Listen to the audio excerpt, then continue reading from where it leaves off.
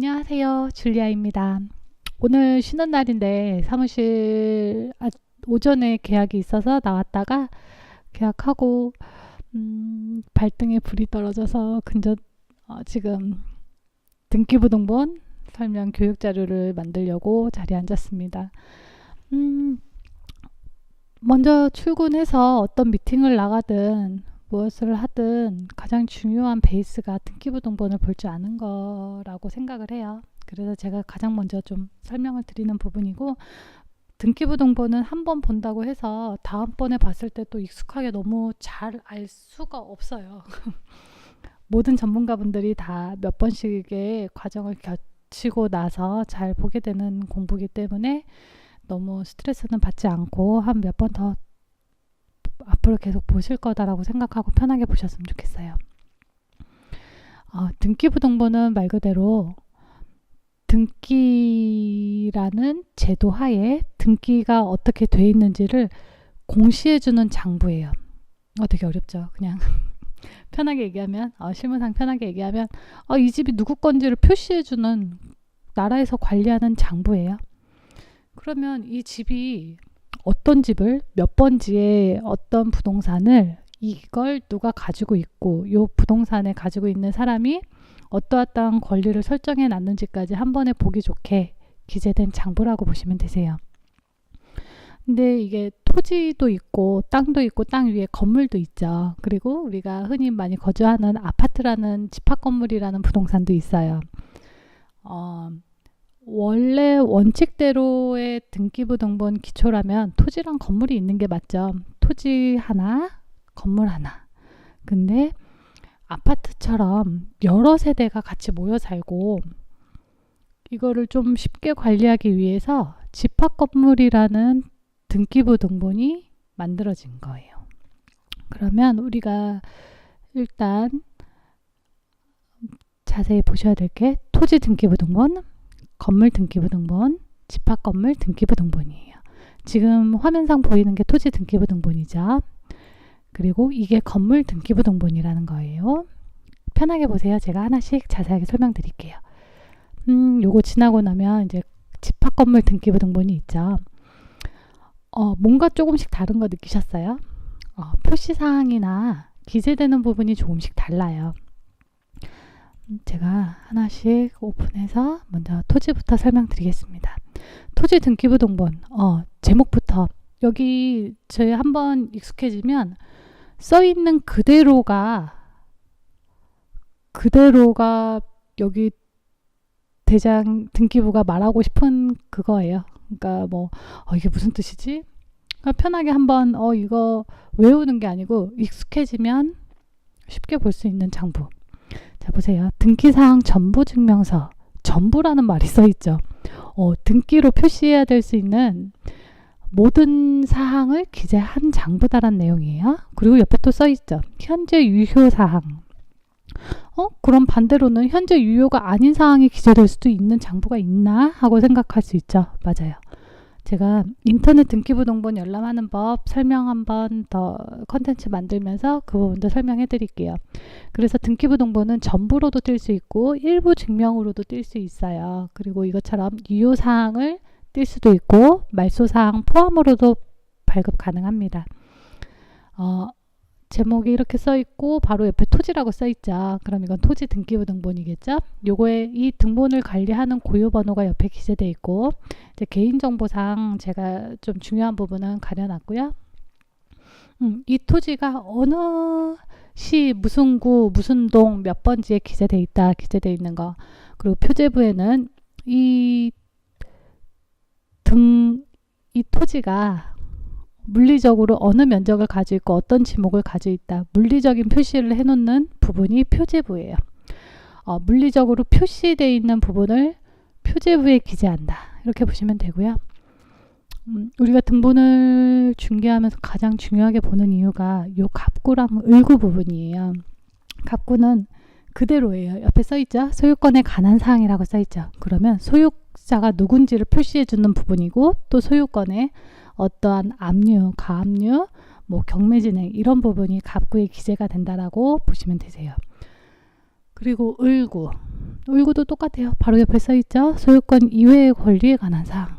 소유권이 아닌 다른 권리가 여기에 뭐뭐뭐 설정돼 있다 보는 거죠. 우리가 중개실무 하면서 확인 설명서라는 걸 작성할 때 갑구에 있는 내용, 을구에 있는 내용을 그대로 기재하게끔 돼 있어요.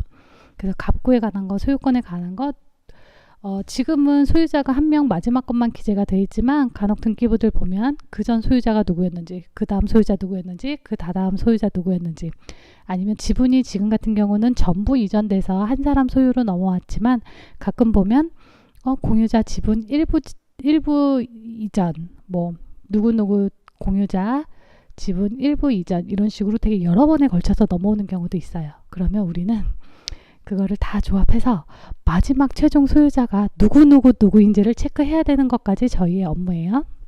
그런 부분 잘 체크해서 보시고요. 지금 같은 경우 보시면 갑구에 공유자 전부의 지분을 전부 이전한 사람이 이 사람이래요. 그러면 이 사람 혼자 지금 현재 소유하고 있구나 라고 보시면 되고, 접수번호는 이 등기가 언제 접수가 됐는지, 등기소에 접수된 날짜랑 접수된 번호가 기재되는 거고, 등기 원인일은 이 사람이 매매를 했죠. 원인 된 날짜. 그러면 매매 계약 체결한 날짜가 되겠죠. 잔금일 아니세요?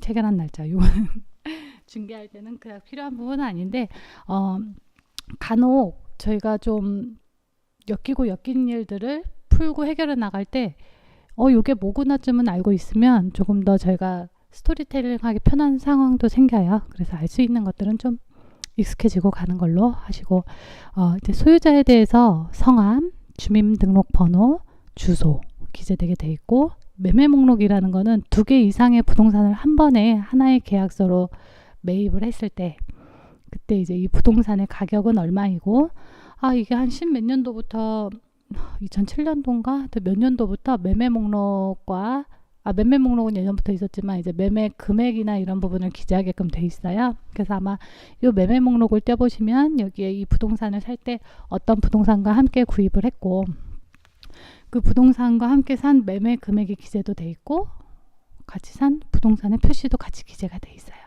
그래서 이 매매 목록 열람하는 법도 제가 등기부 등본 인터넷으로 열람하는 거 수업할 때 그때 같이 안내해 드릴게요. 그래서 이제 소유권에 관한 사항이 다 여기 기재가 되죠. 근데 여기 주민번호가 여기 원래 전체적으로 기재가 되게 돼 있어요. 하지만 이것도 개인정보보호법상으로 앞부분만 표시가 되고요. 생년월일만, 뒷부분은 거의 그냥 별 표시로 표시가 되고, 나중에 저희가 관공서 제출하거나 할 때는 이제 이 사람이 맞는지 주민번호까지 다 확인해야 되는 경우에는 그것도 열람할 때 주민번호 공개로 누르고 주민번호를 다 입력하면 여기에 뒷자리까지 다 오픈해서 나오게끔 그렇게 볼 수도 있어요. 그래서 이 사람 소유다 나오고, 그 다음에 이제 을구를 보시면 소유권 이외의 권리사항. 소유권 이외에 뭐가 있지? 이 집에는 근저당권이 설정돼 있구나. 접수한 날짜, 등기 원인, 이것도 똑같이 언제 무슨 사유로 여기 근저당권 설정했을까의 스토리가 써 있는 거예요. 설정 계약을 체결했구나. 계약을 체결했는데 채권 최고액이 8억 1,600이 잡혀 있는 거고, 채무자가 누구로 돼 있고 근저당권자가 누구구나. 공동담보로 어떤 부동산도 같이 잡았구나. 말 그대로 그 일련의 이야기를 다 누구나 한눈에 볼 수 있도록 기재를 해놓은 장부예요. 자, 보실게요. 채권 최고액. 일반적으로 우리가 중개를 할 때 채권 최고액을 고객분들한테 설명을 해드려야 돼요. 설명하는 이유는 이분이 이 집을 살 수도 있고, 이 집에 전세를 들어올 수도 있고, 이 집에 어떤 사용 수익을 위한 계약을 체결할 때 나보다 선순위인 금액이 얼마인지를 고지해 주는 게 가장 중요해요. 그러다 보니까 여기에 지금 현재 뭐뭐뭐뭐가 잡혀 있고 얼마가 잡혀 있습니다를 설명해야 될 의무가 있습니다. 그래서 이 채권 최고액 금액을 알려주게끔 돼 있습니다. 근데 채권 최고액이 뭘까요? 그냥 근저당권 설정했으면 채권액 이렇게 쓰면 되지 왜 최고액이야? 공부 많이 하신 것처럼 이 근저당권자가 돈을 빌려준 근저당을 설정한 근저당권자가 이 부동산이 경매 넘어갔을 때 최선순위로 받아갈 수 있는 최고액이 얼마인지를 기재할 수 있도록 근저당권이라는 제도를 만들어 놓은 거예요. 원래는 그냥 딱 내가 얼마 빌려줬고 딱 얼마를 받겠어 라고 기재를 한다라면 근자가 안 붙는 거죠. 근이라는 말을 붙였을 때는 채권의 변동이 있어도 굳이 변경하고 뭐 계속 수시로 바꾸겠다 이런 의미를 빼고 좀 어떻게 보면 형식적으로 간소화하기 위해서 만들어 놓은 제도예요. 그러다 보니까 근저당권자 입장에서는 최고 금액을 기재해놔야 가장 유리하겠죠. 나중에 그 금액 한도 내에서 내가 받을 이자, 집행비용, 모든 비용을 회수할 수 있으니까. 그것도 최선순위는 아니고 우선순위로. 우선순위, 여기서 말하는 우선순위나 이런 부분은 이제 접수 일자에 따라서 근저당권, 뭐 전세권 이런 권리들이 기재가 되잖아요. 그러면 이제 접수 일자와 여러 가지의 규정된 사항으로 인해서 돈을 먼저 회수하고 나중에 회수하고 순위가 정해지는 거예요. 그래서 가장 먼저 설정돼 있으신 분들이 가장 돈 회수받기가 쉽겠죠. 그런 걸로 이제 순위 번호를 만들어 놨다라고 보시면 되고요. 그래서 지금 이거 같은 경우는 채권 최고액 얼마, 채무자 누구. 채무자는 소유자일 수도 있지만 실질적으로 근저당 설정 계약을 하면서 누구를 채무자로 하기로 했는지에 따라서 채무자는 달라질 수 있어요. 그리고 근저당권자는 돈을 실질적으로 이 근저당 설정 계약을 체결한 권리자로 보시면 되고요. 우리가 나중에 확인설명서에 기재할 때는 무슨 지점인지까지 기재해 주는 게 기재례로 편하실 거고, 그리고 이 부동산을 어떤 부동산과 같이 담보로 공동으로 담보로 잡았다. 이거 나중에 또 이제 계약을 진행하다 보면 공동담보가 뭐가 잡혔는지에 따라 중요한 부분이 있어요. 왜냐면 경매를 넘어갔을 경우까지 우리가 다 계산을 해서 중개를 하고 선순위로도 다른 부동산과 같이 잡혀 있고, 이쪽에서 다른 부동산과 이 부동산의 현 시점의 시세 대비해서 선순위 채권 최고액을 다 회수해 가고도 얼마 이상이 남기 때문에 안전한 부동산입니다라고 설명을 해줄 수가 있거든요.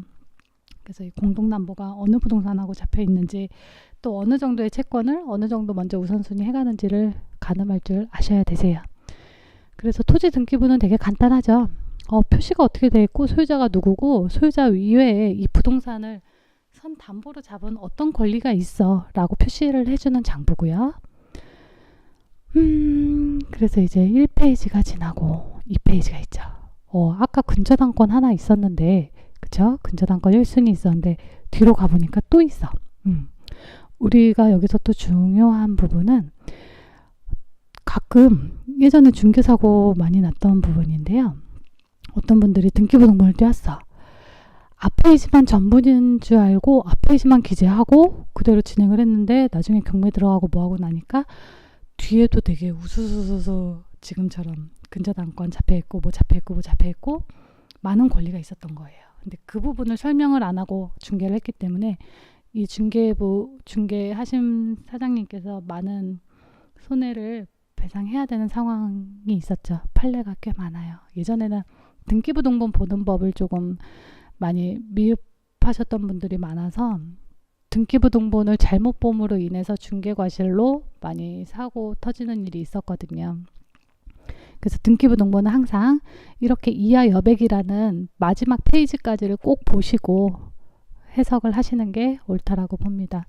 여기도 보시면 아까는 순위번호가 얘는 5번이죠. 아까는 4번이었죠. 그러면 1번, 2번 얘가 후순위인 거죠. 후순위로 또 3억 6천이 잡혀 있네요. 그리고 공동담보로 어디 같이 잡혀 있는 등기부고요. 이렇게 해서 이게 마지막 페이지까지, 토지의 마지막 페이지까지인지를 잘 보시고, 또 여기 보시면 열람용이라고 기재가 돼 있죠. 등기부 등본 열람할 때 거의 인터넷으로 발급을 해요. 방문을 해서 할 경우에는 1,200원의 수수료가 들고요. 인터넷으로 열람할 경우에는 열람용은 700원, 발급용은 1,000원이라는 비용이 들어요. 근데 발급용은 굳이 300원을 더 내고 발급을 해서 그거를 어디 제출할 일이 실무적으로는 크게 많지 않거든요. 그러다 보니까 발급용은 뭐 고객분께서 내가 어디 관공서에 제출해야 돼요. 어디 증명자료로 내야 돼요. 아니면 내가 소유권을 이전했는데 뭐 요즘에 은행에서 직접 발급하기 때문에 굳이 뭐 발급한 걸 가져오라고는 하지 않으시더라고요. 그러다 보니까 열람용과 발급용 이런 게 있다. 이런 걸 좀 알고 계시면 좋을 것 같고요. 자, 그럼 지금까지 본 건 우리가 토지 등기부 등본이었어요. 그럼 그 다음 이제 건물 등기부 등본을 볼게요. 똑같이 생겼죠. 자, 건물, 표제부, 갑구, 을구, 또 마지막 이하여백, 마지막 페이지죠. 여기까지. 근데 건물 등기부는 뭔가 되게 기재된 게 많죠. 네, 이게 조금 더 디테일하게 보셔야 되는 부분인데 제가 설명을 이제 드릴게요. 표제부, 아까 토지에 대한 표제부는 간단했어요. 그쵸? 왜냐면은 말 그대로 땅 모양은 그냥 평면적이니까 입체적이지 않으니까 그냥 어떤 지목에 어떤 면적이다 이것만 기재되어 있지만 건물은 입체적이죠. 그러다 보니까 건물의 표시, 표제부, 건물 내역. 이 부동산은 스라브 지붕의 4층 근린생활시설 주택입니다. 근린생활시설 및 주택입니다. 1층은 몇 평방미터, 2층은 몇 평방미터, 3층은 몇 평방미터 이런 식으로 면적이 다 기재되어 있는 거예요. 말 그대로 표시에 대한 부분이 기재되어 있다라고 보면 토지하고 건물하고 다를 게 없죠. 똑같죠. 어려울 부분은 없는 거고요. 그래서 이렇게 보시다 보면 갑구 요것도 똑같이 아까 그 부동산하고 번지가 같은 거라 소유자가 요것도 같네요. 가끔 보면 토지의 소유자랑 건물의 소유자가 다른 경우가 있어요. 이 경우는 뭐 법정지상권부터 문제되는 부분 또 뭐 체크해야 될 부분 이런 게 되게 많은데 그거를 오늘 바로 풀어버리면 힘드시니까 제가 나중에 좀 더 편해지고 익숙해질 때 다음 강의에서 또 한번 설명을 드릴게요. 일단은 소유자가 같은 분이고 매매 목록이 이렇게 있네요. 이런 경우 토지랑 건물 등기부로 되어 있는 경우에는 거의 매매 목록에 토지 건물 같이 공동으로 산 내용이 거의 대부분이에요. 가끔 뭐 옆에 맹지라서 옆 토지를 같이 산 경우도 같이 껴있는 경우도 가끔 있지만 통상적으로는 토지 건물 이렇게 구입하는 경우 기재되어 있고요. 요거 이제 3페이지 중에 1페이지죠. 다음 페이지 넘어가 볼게요. 다음 페이지 보면 와 아까는 근저당권 2개만 있었는데 지금은 많죠. 이 많은 을구에 대해서 또 설명드릴게요. 이것 똑같이 소유권 이외의 권리에 관한 사항 기재되어 있는데 전세권 설정. 우와 아까 토지엔 없었는데 건물 등기부에는 전세권 설정이 써 있네요. 네, 이것도 법제하에 생겨난 기재례인데요. 전세권 우리가 전세를 임대를 한다. 토지 전세를 놓는 건 몰라도 거의 일반적으로 전세권은 주택에 설정을 하죠. 저희가 전세를 한다 그러면 토지를 거의 점유하고 거기서 그냥 자는 게 아니잖아요. 거의 건물 속에서 살고 주거를 하기 위해서 임대를 하는 거기 때문에 건물에 전세권 설정을 하게끔 돼 있어요. 그러면 토지에는 기재를 하지 않아요. 내가 전세로 임대 계약을 체결하고 전세로 들어가 살아. 내가 사용 수익하는 부분은 건물 부분이지 토지 부분이 아니다라는 얘기예요. 하지만 토지가 없이는 또 건물도 있을 수가 없죠. 그래서 토지에 대한 권리나 토지에 대해서는 만약에 소유자가 토지랑 건물이랑 소유자가 다를 경우에는 그거에 대한 것도 또 다음에 제가 또 풀어는 드릴 텐데 그거는 별개로 하고 일단 건물 전세권 설정은 건물 등기부에만 기재된다라고 알고 계시면 좋을 것 같고요.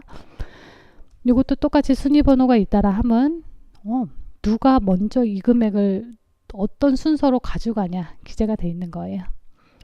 보시면 전세금 2억 5천 범위 어디 부분에 대해서 내가 점유하고 있다. 전세권을 이 면적에 대해서 내가 가지고 있다. 이 부분에 대해서 기재한 거고 존속기간, 전세권자가 누군지 기재되어 있어요.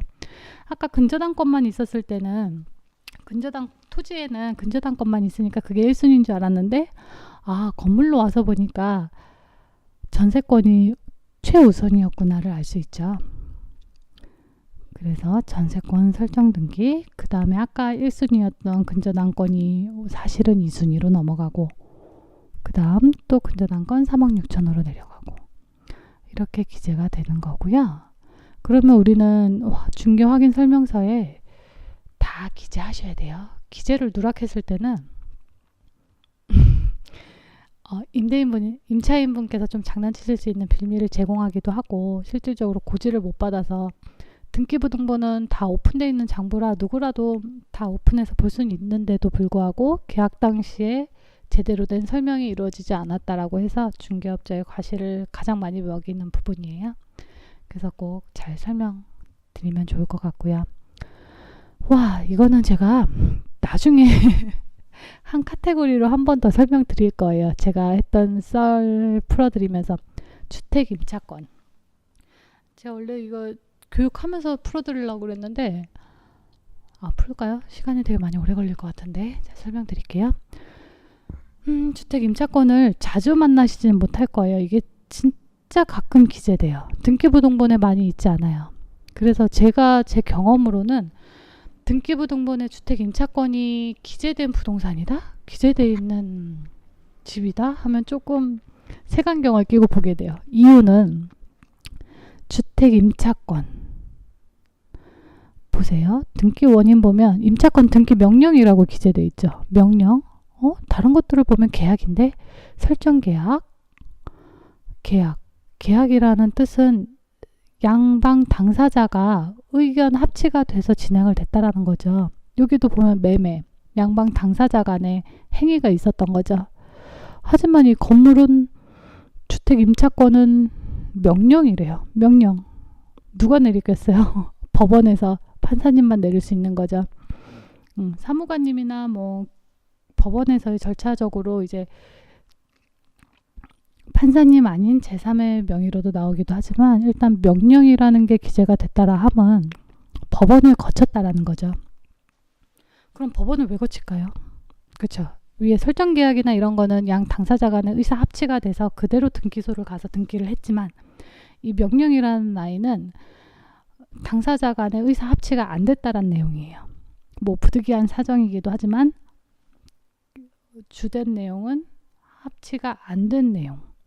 그러면 판사님한테 이러이러하게 나는 등기를 할 수 있는 권한이 있는 사람입니다. 명령을 내려주세요 라고 법원에 신청을 해서 판사님이 보시고 이거는 기재할 만하구나. 이건 당연한 거야 하고 명령을 내려주세요. 등기를 하라고. 그러면 법원에서 등기소로 촉탁을 보냅니다. 얘는 이러이러한 권리가 있으니까 니네가 바로 등기를 해줘라고. 주택 임차차 등기 명령도 기본적으로 일상생활을 하시면서 좀 알고 계셔야 되는 부분도 있어요. 제가 그것도 하는 방법, 절차 이런 것도 한번 썰로 영상을 따로 만들어 드릴게요. 절차가 어렵지도 않고 간단한데 그래도 설명할 부분이 많아요.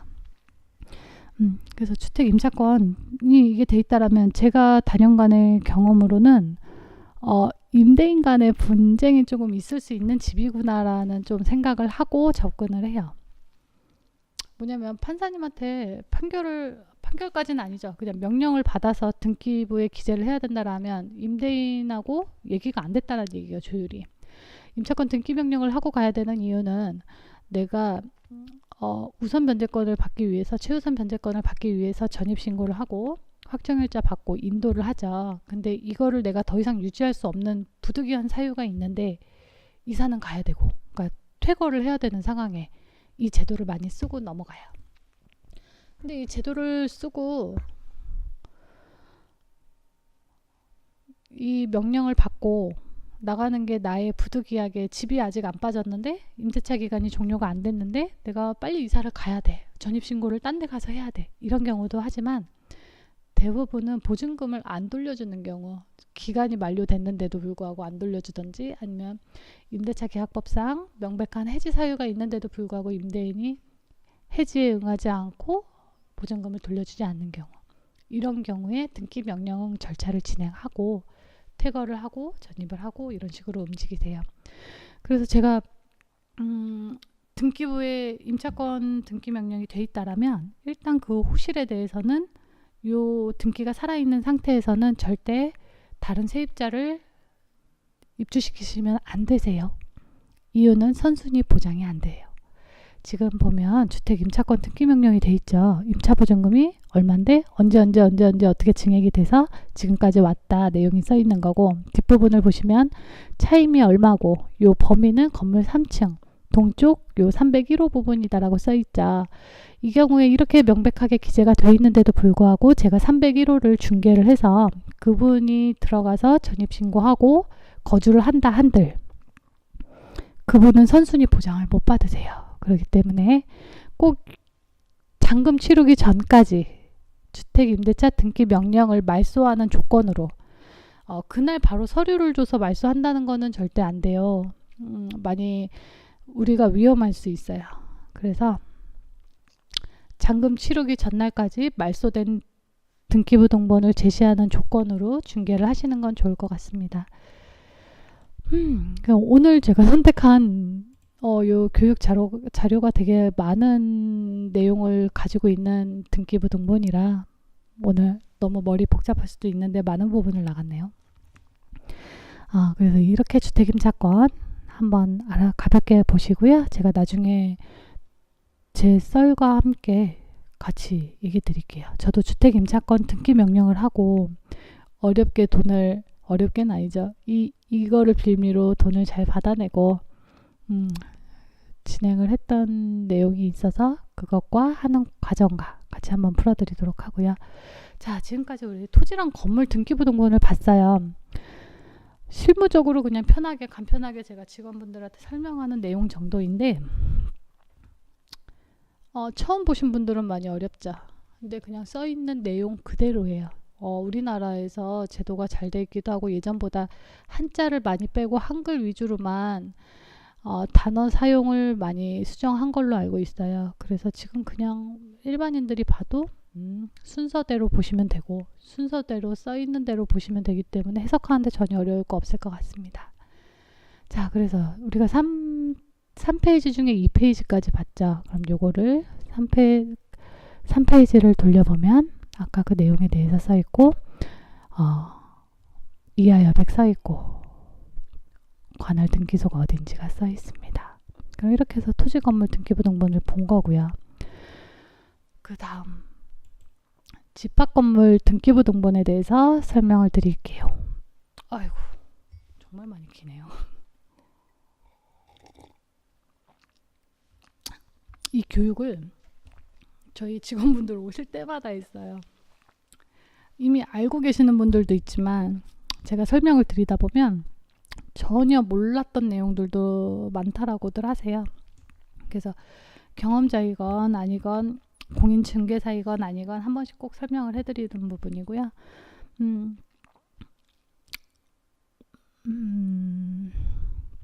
지금 집합건물 보겠습니다. 집합건물은 말 그대로 아까 설명드린 토지 등기부등본하고 건물 등기부등본이 하나로 합쳐져 있다라고 생각을 하면 편해요. 합쳐져 있다? 그러면 중개할 때 집합건물이라면은 토지 등기부등본을 따로 뗄 필요가 없네 라고 생각하시면 편한 장부입니다. 하지만 그것도 되게 무시무시하게 체크해야 될 부분이 있어요. 집합건물 말 그대로 되게 편하게 토지건물 두 가지를 안 떼도 되니까 1,400원 나갈 거 700원만 나가고 편리하게 중개를 진행할 수 있지만 가장 중요하게 보셔야 될 부분이, 자 보세요. 무슨 동 몇 번지 몇 호까지 나오죠. 이게 이제 집합건물인 거예요. 호실별로 건축물 대장상 호별로 나눠져 있고 또 그거를 집합건물이라는 등기부등본으로 요 서류 하나만 보면 모든 권리관계를 알 수 있게끔 만들어 놓은 아주 좋은 제도예요. 하지만 여기서 가장 중요하게 보셔야 될 부분은 아까 건물 등기부에는 없었던 대지권 목적인 토지의 표시가 기재가 돼 있죠. 이 집합건물이 어느 토지 위에 존재하는구나 라고 써 있는 거예요. 자, 그러면 그 다음 페이지를 볼까요? 표제부 전유 부분 건물의 표시 몇 동 몇 호인 요 부동산이 전유 부분의 면적이 몇 평방미터구나라고 써 있는 거죠. 무슨 구조로. 그러면 아파트 같은 경우 33평형이라고는 하지만 여기 85평방미터 이하로 거의 기재가 돼 있어요. 84.59 뭐 이런 식으로. 그거는 이제 그 부분이 우리가 실질적으로 점유를 하면서 사용하는 제대로 된 전용 면적이 기재된 거라고 보시면 되고, 공용 부분의 면적, 그 부분은 건축물 대장을 보셔야 확인이 가능하세요. 그리고 분양 면적이라는 거 있죠. 지금 등기부등본은 전용 면적만 나오는 거예요. 이 호실에 대해서 실질적으로 우리가 점유해서 사용하는 면적, 그리고 건축물 대장을 보시면 거기에 전유 부분의 면적과 공용 부분의 면적이 따로 기재가 돼 있어요. 그래서 공용 부분과 전용 부분을 합쳐야 그게 이제 분양 면적이라고 말하는 33평형 이렇게 말하는 면적이 나오는 거예요. 여기까지도 그래, 여기 건물에 대한 면적이구나, 이해했어. 근데 밑으로 내려와서 보니까 돼지권의 표시래. 이게 뭐지? 말 그대로 이 호실이 토지에 대한 권리가 어떻게 되어 있냐라고 기재가 되어 있는 거예요. 돼지권에 대한 표시. 자, 보시면 여기는 소유권, 돼지권이라고 써 있죠. 대부분이 소유권인 돼지권을 가지고 계세요. 이 뜻은 이 호실은 땅에 대한 권리를 소유권으로 가지고 있어. 간혹 임차권도 있고 전세권도 있어요. 임차권과 전세권이 아니고 그냥 사용 수익할 수 있는 권리가 아니고 이 땅에 대해서 나도 땅을 가지고 있는 지분권자야를 표시해 주는 거죠. 그래서 내가 투자를 하거나 어떤 부동산을 사들일 때 집합 건물일 경우에 이 대지권이 무슨 대지권인지를 꼭 잘 보셔야 되세요. 동대문이나 이런 데 상가들을 보시면 임차권 대지권이 되게 많아요. 그래서 못 모르고 사셨다가 임차권으로 돼 있는 토지를 계속 차임을 주면서 그 부동산을 소유하셔야만 하는 건물들이 있으세요. 이것도 되게 디테일하게 들어가면 제가 설명할 게 너무 많아서 이 정도로 줄일게요, 오늘은. 그래서 소유권인 대지권인지가 가장 중요하게 보셔야 되는 부분이고, 또 이제 대지권의 비율. 내가 이 땅에 아까 이 땅, 요 토지에 대해서 나의 지분이 몇 분의 몇이 있어라고 기재가 된 거예요. 다행히 보시면 분모가 202.2분이죠. 자, 이 땅의 총 면적도 만나볼까요? 202.2네요. 그러면 요 땅 중에 죄송합니다. 이 땅 중에 27.561 요 정도의 면적을 가지고 있어라고 명백히 표시가 되죠. 그러면 이 호실에 가지고 있는 요 사람의 대지권은 소유권이며 이 대지권의 면적은 어느 정도를 가지고 있습니다. 제가 3.3을 나눠서 보면 대략적으로 설명할 수가 있죠. 매매를 할 때 이게 많이 중요해요.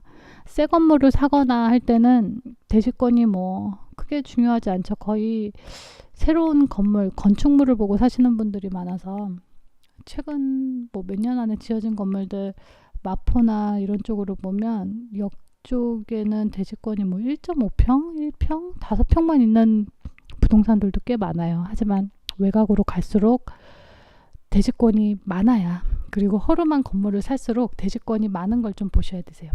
이 부동산이 어느 정도의 가치를 가지고 있는지 내가 모르겠어. 이 부동산의 가치를 내가 판단하고 계산을 하기 위해서는 아파트나 집합 건물, 다세대도 이제 집합 건물이라고 부르거든요. 이런 등기부등본을 확인하고 내가 감정할 때는 꼭 대지권이 어느 정도의 면적을 가지고 있는지를 먼저 계산해 보셔야 되세요. 이 정도를 가지고 있네. 근데 이건 뭐지? 등기 원인 및 기타 사항 보니까 별도 등기 있다라고 기재가 돼 있어요. 이게 이제 많은 분들이 많이 간과하고 가시는 부분인데, 별도 등기 되게 말들이 다 친절해요. 들어보면 써있는 그대로야. 별도로 등기가 있습니다, 이 말이에요. 우리가 집합 건물일 때는 토지등기부등본을 안 떼어도 된다라고 했죠. 하지만 이렇게 써 있어요. 별도 등기 있다, 주의해라. 토지에, 자, 1번 토지에 을구 몇 번 몇 번에 근저당권 설정 등기 있으니까 확인해라라고 경고를 주는 메시지예요. 근데 우리가 이런 등기부등본을 제대로 보는 법을 안 보고 넘어갔을 때는 별도 등기가 있는지 없는지 나중에 큰 사고로 이어져야 할 수 있어요. 우리가 만약 이호실을 중개를 했어. 그리고 전세나 월세, 보증금을 보장하기 위해서는 이 별도 등기도 아까 토지 등기부나 건물 등기부에 있는 근저당권처럼 선순위 확인을 해줘야 되는 아이거든요. 그래서 꼭 별도 등기가 있다라면 요 번지에 토지 등기부 등본을 띄어서 선순위 근저당권이 얼마 있는지를 꼭 체크해서 그것도 확인 설명서에 기재를 꼭 해줘야만 하는 부분이니까 잘 체크하시고요. 간혹 이렇게 써 있다가 빨간색으로 이렇게 주말이 돼 있는 경우 있어요. 그럼 그거는 지워진 거니까 굳이 신경 안 쓰셔도 되고, 제가 법무사 일하면서 가장 무섭게 봤던 게 별도 등기 있으면 이제 주말이 예쁘게 돼 있는 척 하면서 한 줄이 안 지워져 있어.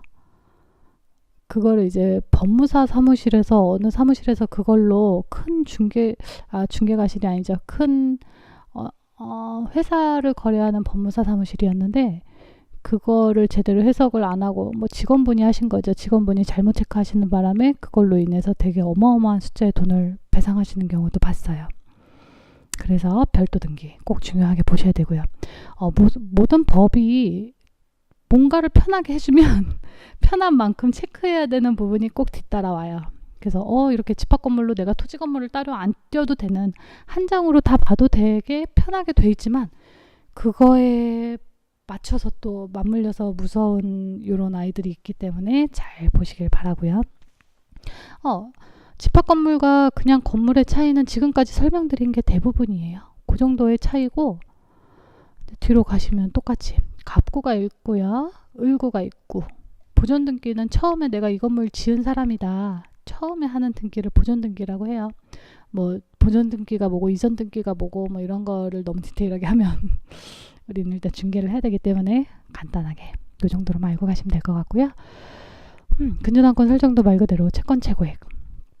아까 제가 설명 안 드렸는데 채권 최고액, 근저당권자가 경매로 넘어갔을 때 내 원금 말고도 이자나 법적 비용을 추가해서 선순위로 받아갈 수 있기 위해서 채권 최고액이라는 내가 받을 수 있는 최고의 금액을 기재하는 금액인데요.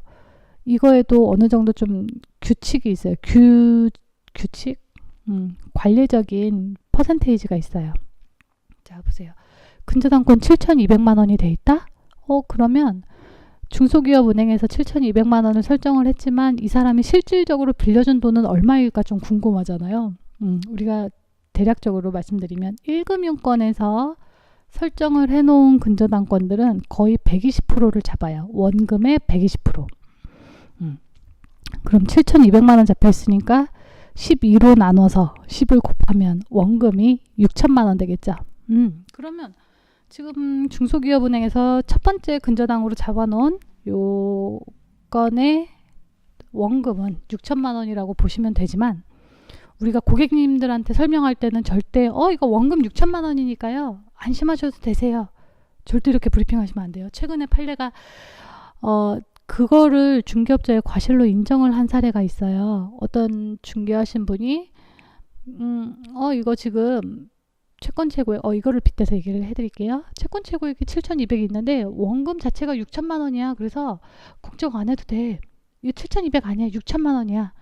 이렇게 설명을 드리니까 그 고객님은 이제 그게 뭐 건물 시가랑 선순위 보증금이랑 뭐 이런 걸 다 따졌을 때 거의 좀 빠듯한 상황이었나 봐요. 시세랑 따졌을 때 경매 넘어가면 조금 내가 돈을 받냐 안 받냐에 좀 아슬아슬한 타이밍에 이분은 어떻게든 계약을 하고 싶으니까 채권 최고액이 7,200이지만 6천이야 이런 식으로 브리핑을 해서 계약을 했던 거예요. 근데 아주 꽉 차 있는 정도로 신용 상태가 안 좋은 상태였는지 바로 경매가 넘어갔고, 임차인 쪽에서는 모든 보증금을 회수할 수 없는 상황이 생기니까 중개사가 여기 원금이 이렇게 된다라고 해서 내가 이거를 믿고 계약을 했다, 이렇게 주장을 하고 나온 거예요.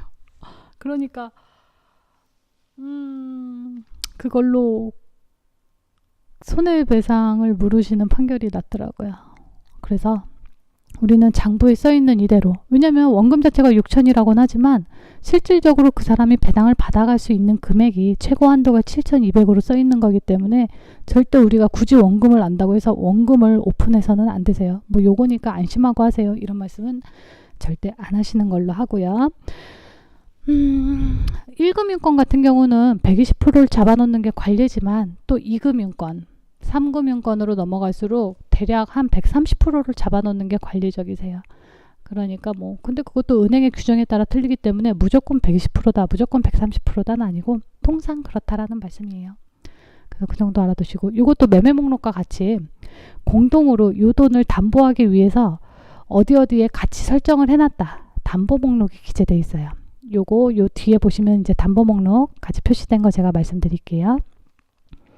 그 추가 설정 계약 있죠? 이것도 그냥 근저당 설정이라고 보시면 되는데, 원래 이게 아마 토지에 먼저 대출을 요금액을 일으켰다가 나중에 건물이 다 완공이 되고 나니까 건물에 다시 추가로 설정을 한 것 같아요. 추가 설정을 하는 이유는 돈 자체가 토지에 설정해 놓은 거랑 같은 채권을 담보하기 위해서 같이 잡는 건데, 이렇게 할 경우에 되게 등기 비용이 저렴해요. 그래서 추가 설정을 하는 이유들이 좀 많기도 하고요. 그리고 이제 지금 똑같죠. 갑구 소유권, 을구 소유권 외에 걸린 상황. 그러면 집합 건물은 다른 거 을구 갑구는 다 똑같다고 보시고, 표제부랑 대지권 목적인 토지의 표시랑 뒤에 표제부 전유 부분의 건물의 표시, 대지권의 표시, 이 부분이 다르다라고 보시면 되세요. 이게 이제 토지 등기부를 건물에 얹혀 놓으면서 생긴 부분이겠죠. 그리고 이제 갑구 을구까지 보셨고, 그 다음에 특이한 부분, 아까 말씀드린 공동 담보 목록. 공동으로 그 채권을 담보하기 위해서 내가 한 번에 같이 어디 건물하고 같이 담보를 잡았다. 이것도 이제 경매를 넘어갔을 때 우선순위 배당금이 얼마냐를 나눌 때 제가 보는 부분이거든요. 근데 이거는 지금 보실 필요까지는 없어요. 그것까지 설명하면 머리 많이 아프실 거예요. 그래서 일단 요런 부동산들 다 잡혀있다.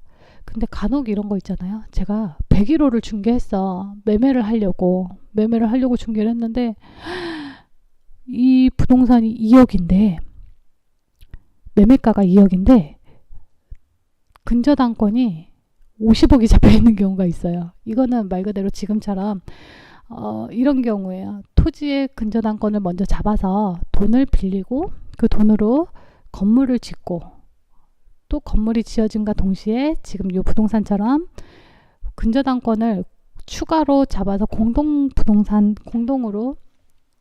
공동 담보 목록으로 근저당을 잡아 놓은 거예요. 이런 경우에는 거의 한 호실씩 하나가 팔리면 그 부동산에 대해서 잡아있던 이런 공동 담보 목록을 이렇게 한 줄씩 지으면서 거기에 근저당권을 풀어줘요. 그러니까 아무리 50억이 잡혀있다 해도 101호 부분에 대한 채권만 변제를 하면 101호 부분에 대한 근저당권을 지워주는 거죠. 그래서 이것도 뭐 절차적인 부분인데, 그것도 뒤에 가면서 제가 설명할 기회 있으면 한 번 더 설명드릴게요.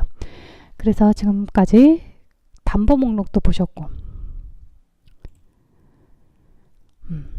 이거 같은 경우는 꽤 큰 건물이었나? 호실이 많이 나눠져 있었나 보네요. 되게 많은 호실을 한 번에 다 잡고 대출을 일으켰던 건입니다. 자, 지금까지 다 보다가 드디어 이하 여백이 나왔죠. 꼭 마지막 페이지까지를 내가 다 보고 체크를 했는지 중요하게 한번 보셔야 되세요. 자, 이렇게 해서 제가 오늘 다루려고 했던 등기부등본에 대해서 아주 얇고 넓게 겉핥기식으로 설명을 해드렸어요. 이게 깊게 들어가면